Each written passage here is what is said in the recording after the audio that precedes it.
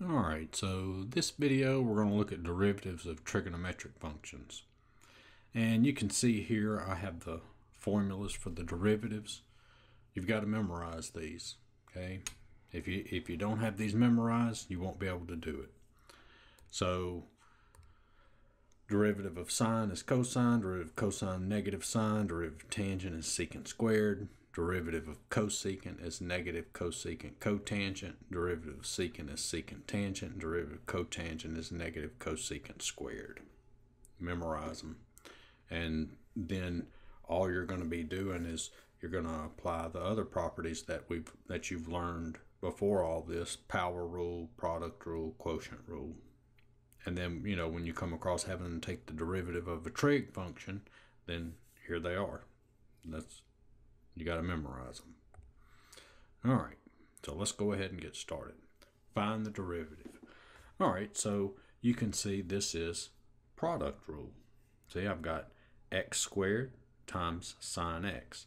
So the product rule, remember, that's the derivative of the first function times the second function plus the derivative of the second function times the first function. So I've got y prime is equal to the derivative of the first function, which is 2x. That's power rule, product rule, quotient rule. Those were all learned before this. Okay, it's in the 2 videos right before this one in the playlist.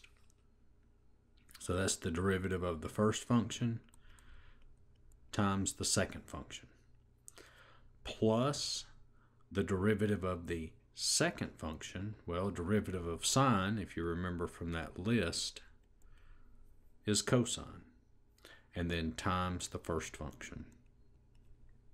So it's the derivative of the first function times the second function plus the derivative of the second function times the first function.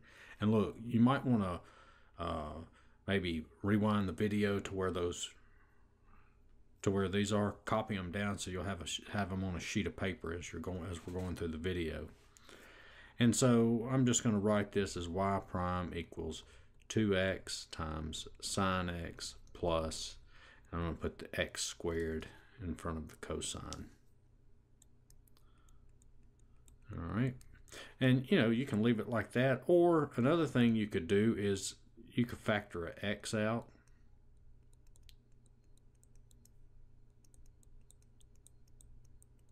Okay. If you wanted to factor an x out, you could. You could probably leave it like this too. Depends on your teacher. If you're in my class, I don't care which form you put it in. You can leave it either way. All right. All right, so all this video here, it's really just kind of a review of all the stuff in the past 2 videos. We did product rule on the first problem. We're doing quotient rule here. Okay, that's all it is.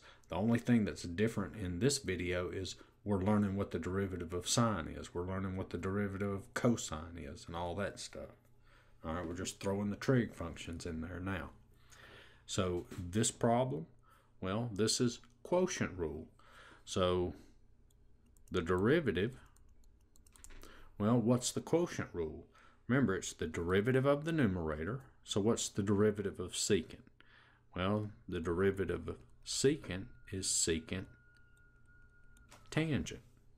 Okay, so there's the derivative of secant. So that's the derivative of the numerator times the denominator, 1 plus tangent x.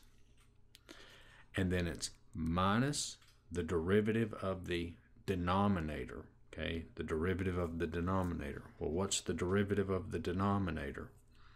Well, the derivative of 1 is 0. The derivative of tangent is secant squared. All right, so that's the derivative of the denominator times the numerator, times secant, not secant squared, times secant x. And that is all over the denominator squared. All right. So, how do we do this one? Well, let's see. I don't know. How about first Well, we got a common factor of secant x here. I mean, I could distribute this and then write this as secant cubed, and then I could factor out a secant. I don't know. I tell you what, let's multiply everything through. Let's see what happens. I don't know. Let's see. So we've got secant x, tangent x. So all I'm doing is distributing secant tangent to this 1 and then to the tangent. So that's plus secant x. That's going to be what? Tangent squared x minus secant cubed x.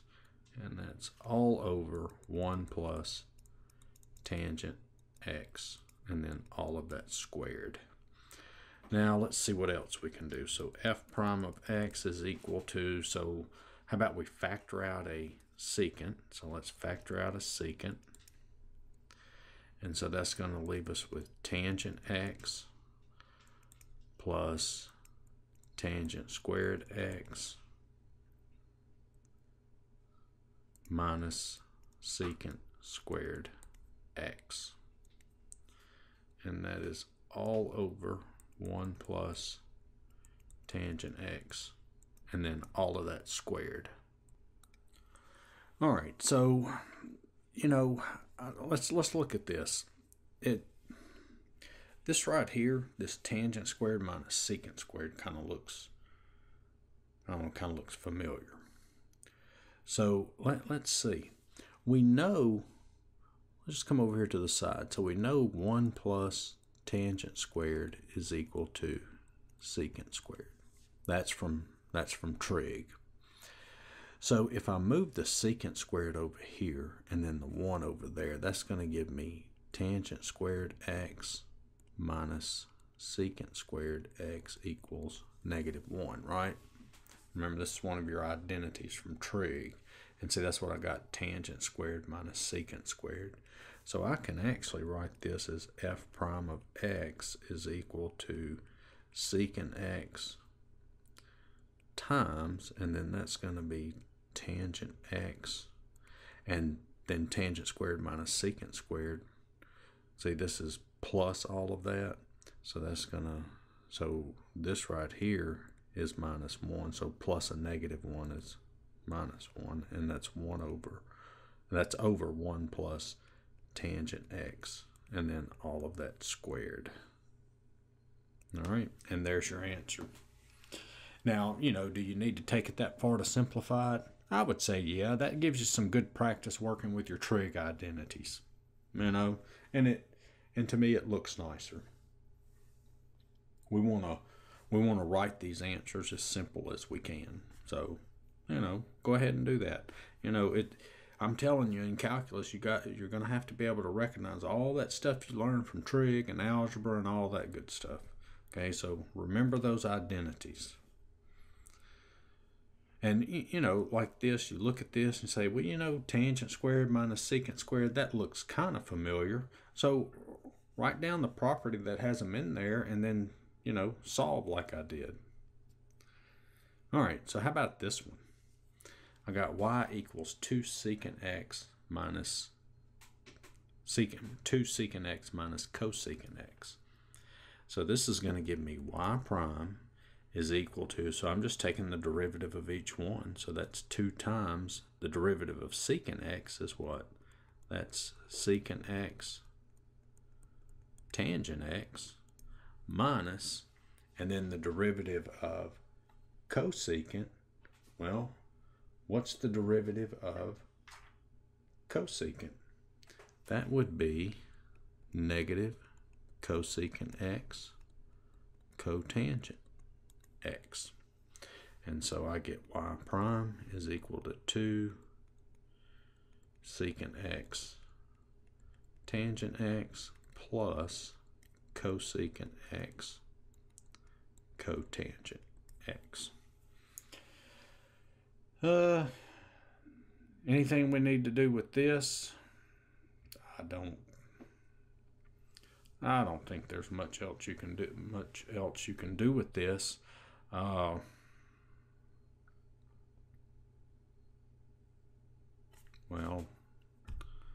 I mean, I don't know. I don't think there is. So let's leave it like this.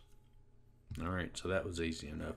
You know, if you wanted to try something, you could come up here. This is 1 over cosine x times sine x over cosine x plus 1 over sine x times cosine x over sine x. So that's 2 sine x over cosine squared x plus cosine x over sine squared x. And then, I mean, if you got a common denominator, I don't think it'd do much good. I mean, that would give you, yeah, that's not going to really do anything. That'd give you 2 sine cubed plus cosine cubed. I mean, I guess, you know, if you wanted to do that, you could. It would give you 2 sine cubed x over cosine squared x. Now, plus cosine cubed x over cosine squared x sine squared x. I mean, if you wanted everything in terms of sine and cosine, I guess you could do that, you know. You know, if you felt like it, you could do that, or, you know, just leave it like that. All right, so let's look at the next one. All right, so look at this one. This one looks like it's going to be kind of nasty. We got quotient rule again. So I've got y prime is equal to the derivative of the numerator. Okay, so now look, we got to take the derivative of the numerator. What do we have for the derivative of the numerator? We've got what? Product rule. You see that? I've got x times sine x. I've got to use the product rule there. So let's take the derivative of the numerator. That's what I'm doing now. So it's the derivative of the first function times the second function plus the derivative of the second function, which is sine x. Is cosine x. I'm leaving a little space here. So it's the derivative of the first function times the second function plus the derivative of the second function times the first function. I'm going to write the first function in front. And then, so that's the derivative of the numerator. And then that's times the derivative of the denominator. And then minus the derivative of the denominator, which is 1, times the numerator. And this is all over the denominator squared. So what do we get here? I have no idea. Let's see. Let's FOIL this out. I don't know. I don't know what it's going to do. It might make something easier. It might not. I have no idea, but let's multiply it out and see. So let's multiply sine x times each of those, and then x cosine x times each of those. So I've got sine x plus x sine x, and then the cosine times each one, plus x cosine x plus x squared cosine x minus x sine x over 1 plus x, and then all of that squared. All right, so it looks like one thing that it does is it's going to knock this term and this term out. And so I get y prime is equal to sine x plus x cosine x plus x squared cosine x, and all that over 1 plus x, all of that squared. That is a plus sign there. And then as far as that goes, I don't think there's anything else we could do. And so that's your answer. All right, so, you know, it was a little more to it. The thing that added a little more difficulty to this one was when we took the derivative of the numerator, we had to use the product rule. So it just kind of made it a little nasty up here, but that's about it. So that's not too bad. That wasn't as bad as I thought it would be. All right, so let's look at this one. It says to find the 27th derivative. All right, so let's look at this. Let's go down here and start. So we got f prime of x is negative sine x, right? Derivative of cosine is negative sine. And then f double prime of x, well, derivative of sine is cosine, so that's negative. There's the negative sign, and derivative of sine is cosine. And then the third derivative, that's going to be the derivative of cosine is negative sine. And then, so that's just going to be sine x. And then the fourth derivative is equal to cosine x. Derivative of sine is cosine. All right, so do we want to do this 27 more times? No, we don't. Or not 27, but what, 23 more times? We don't want to do it that many more times.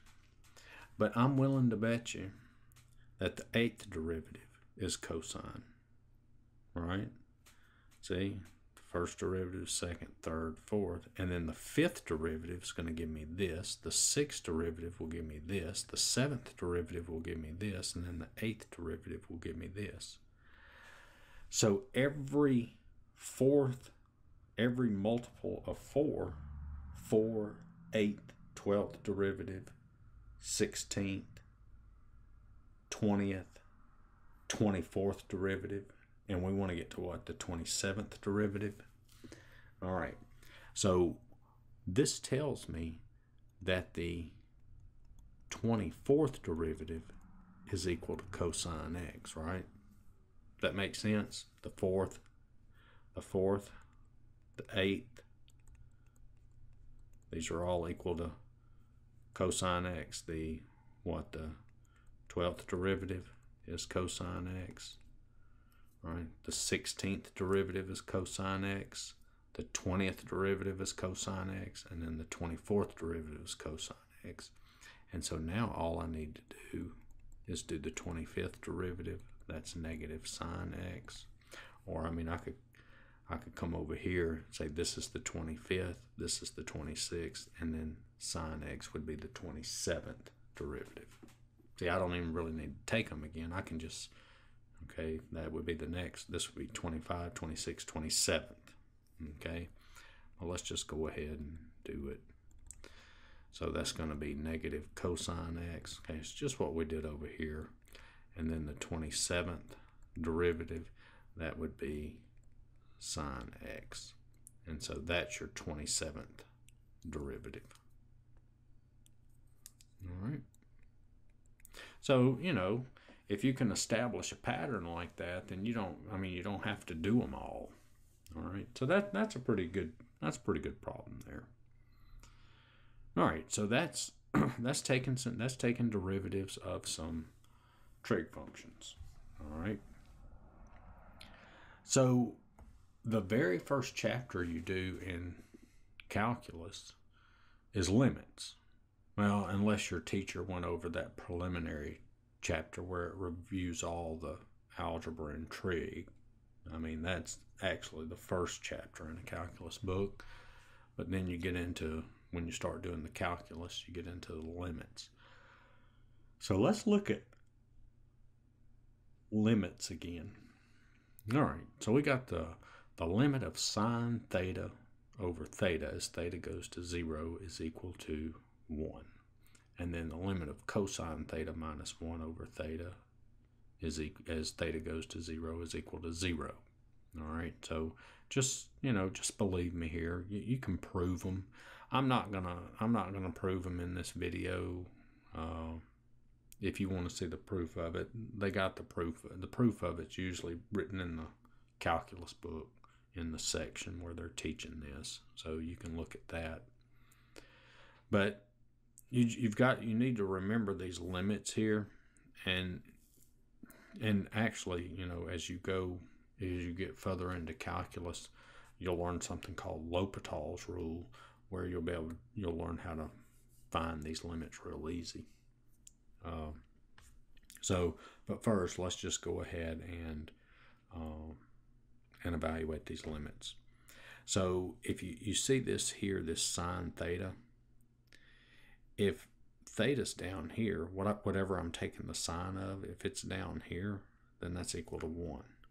Well, you can see I'm taking the sine of 7x, but I don't have 7x down here. I've got 4x. I don't need that 4. That 4 is messing me up.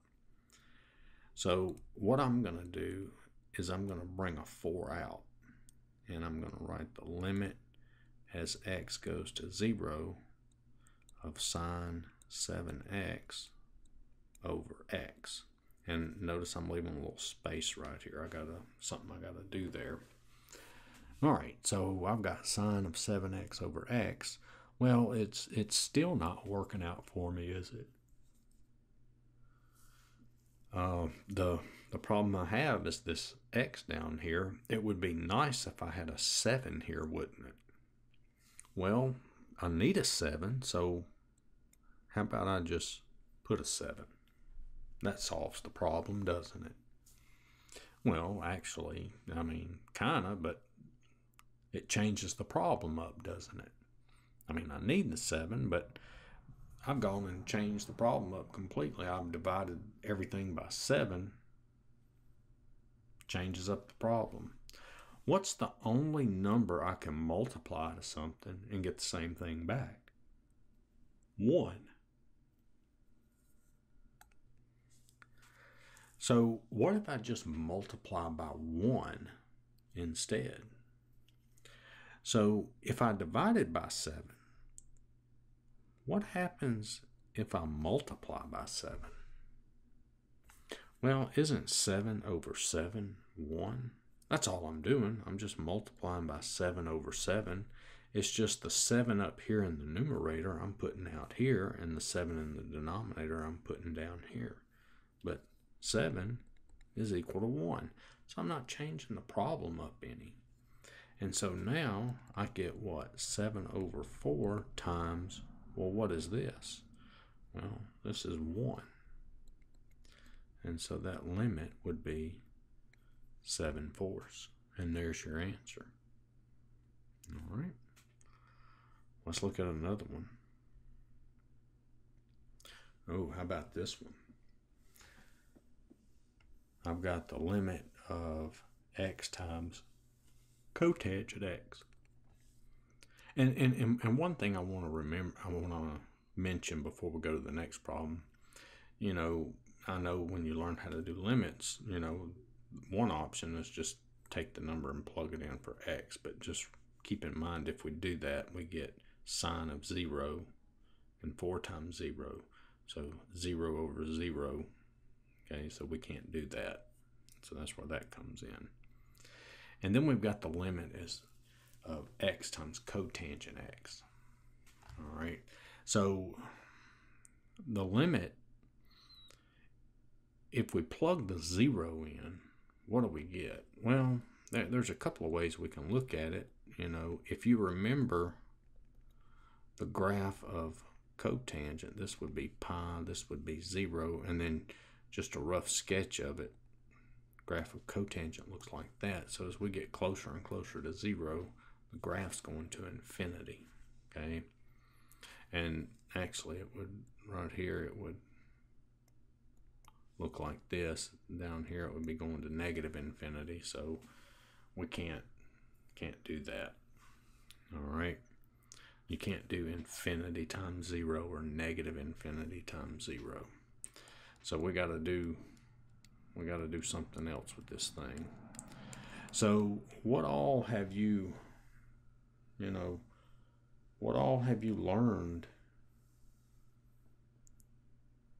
about trig functions? You remember when you were verifying identities, or you were simplifying trig functions? What was what was usually the first thing you would do when you were verifying identities, when you wrote that complicated side down and you were trying to simplify it to the other side? Well, a lot of times, the first thing you would do is you would rewrite everything in terms of sine and cosine, right? All right. So now, what do I do now? So let's just write this out again. Let's write it a little simpler. That's x cosine x over sine x. All right, so there you go. I just put the x and the cosine together.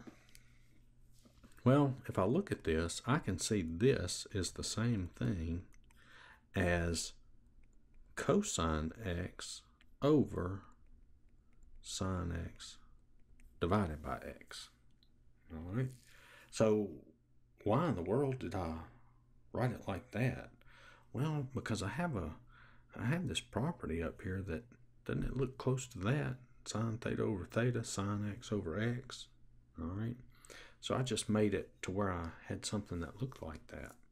So you might be thinking, well, how do you know that works? Well, let's look at this. Let me get a different color here. So if I have cosine x over sine x divided by x, that's equal to cosine x divided by, right? Divided by this, or what? Times the reciprocal, right? And so, see, I just rewrote this. That's just x cosine x over sine x, and I just rewrote it like this. All right. You know, you'll probably see this again later on in calculus, having to rewrite it to something like that. You know, with something maybe like with logarithms, or, you know, or another trig functions. So just, you know, keep this in mind, how I rewrote this.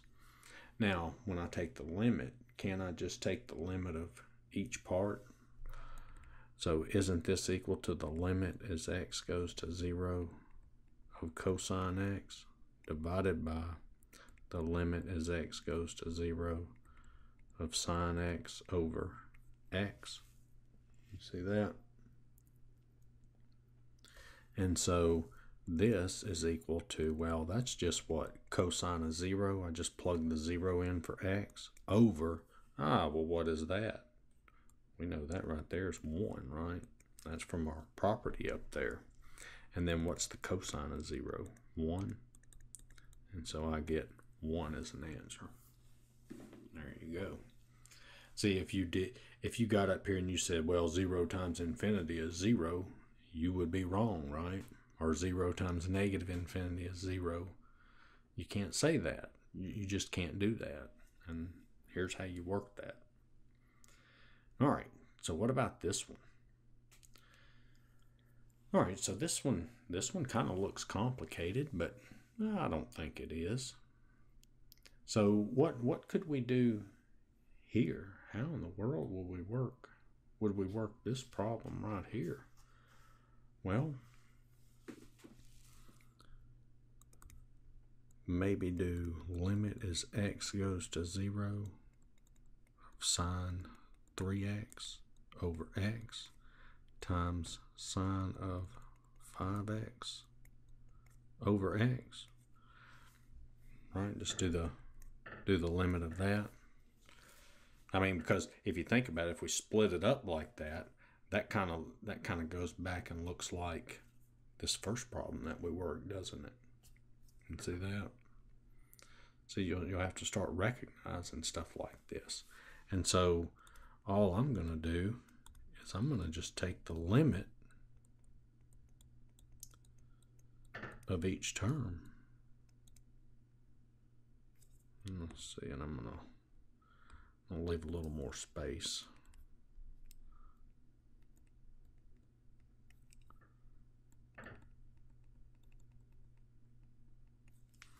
All right, so, well, just like the other problem, what do I need right here? I need a 3, don't I? So I divided by 3, so I need to come out here and multiply by 3. What do I need down here? I need a 5.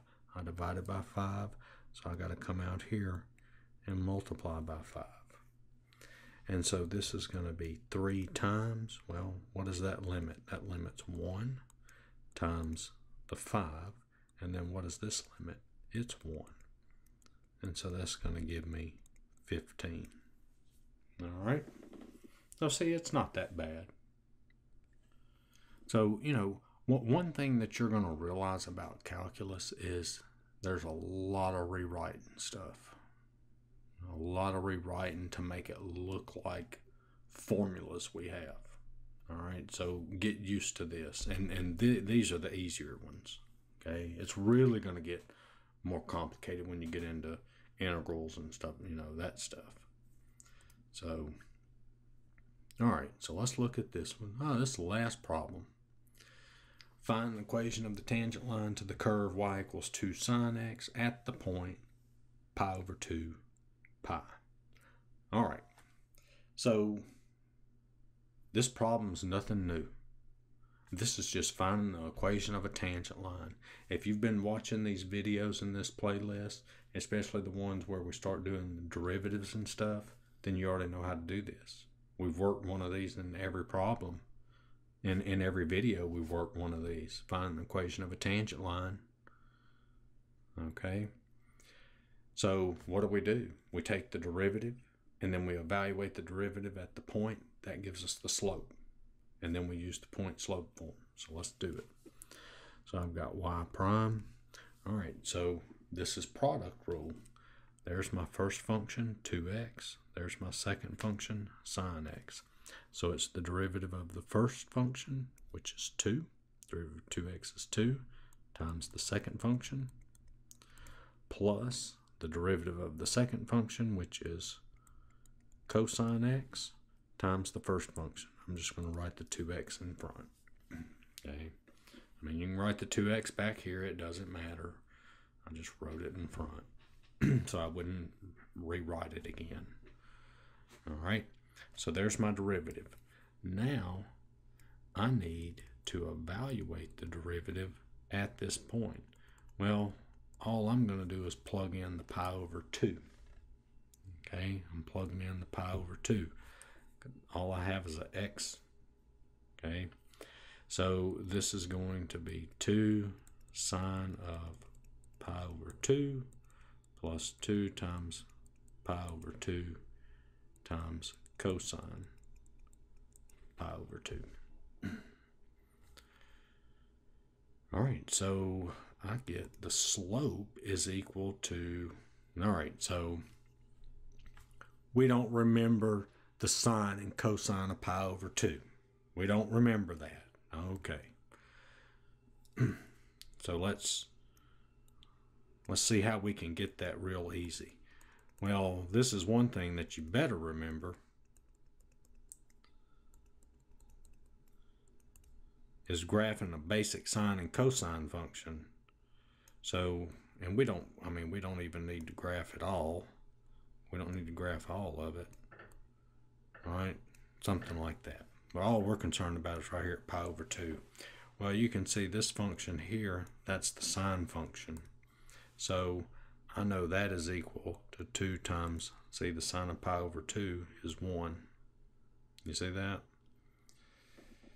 And then that's going to be plus, and then that's going to be pi times, and then the cosine of pi over 2 is 0. And so there's my slope, 2. See that? All right, so now we've got y minus y1 equals m times x minus x1. Here's my slope. There's my point. So y minus pi equals 2 times x minus pi over 2. And so y minus pi is equal to 2x minus pi. And then I add pi to both sides, so y equals 2x. And there's my equation of the tangent line. All right. So that's it. There's your equation of the tangent line. And yep, that's the last example. All right, so the main thing from this section, make sure you know those, remember those. And then definitely, if you're in class and you've already taken notes, okay, if you've gone to your class and you took notes and your teacher wrote this, you might go back in your notebook and put a big old star beside it or a big old asterisk beside it. Very important that you memorize those. You got to know them. If you don't know them, you can't work them, okay? But as you can see, as we work through these problems, what was it? It was, we did power rule, say with this one. Derivative of x squared is 2x. We did power rule. We did product rule. We did quotient rule. All right? That's all it is, okay? That's what this is. Power rule, product rule, quotient rule. And then the next video is going to be the chain rule. And after you learn all that good stuff, you're going to know everything. Okay? You'll know everything about taking derivatives. And, you know, there will be some more techniques, you know, but the main ones right now, power rule, product rule, quotient rule. That's what I've covered so far in the videos. And then the next video will be chain rule. You got to know those. All right. All this is what we did here. When you're doing the product rule here, say we're doing product rule. Well, you come to take the derivative of the second function. Oh, derivative of sine. Oh, that's cosine. You see? That's all you've learned in this video. Okay? We kind of reviewed what was done in the previous videos with the power rule, product rule, and quotient rule. But instead of just doing all polynomials, now we're throwing trig functions in there. All right? And then as you go through a calculus course, you're going to get more stuff thrown in there. Exponential functions. I know we've done e to the x, but they'll get a little more complicated than that. And then we'll start doing logarithmic functions, natural logs, log, base, whatever, that kind of stuff. And then you'll get the inverse trig functions, hyperbolic trig functions, hyperbolic sine, hyperbolic cosine, all that stuff. But like I said, the main thing, power rule, product rule, quotient rule, that's what you've got to know. And then, of course, next video, chain rule. Watch that. Watch that video so you'll know how to do that. But hope the video helped. I'll quit rambling. But I hope the video helped. Check out my other videos. Give me a like, share, and subscribe. Thanks for watching, and I'll see you later.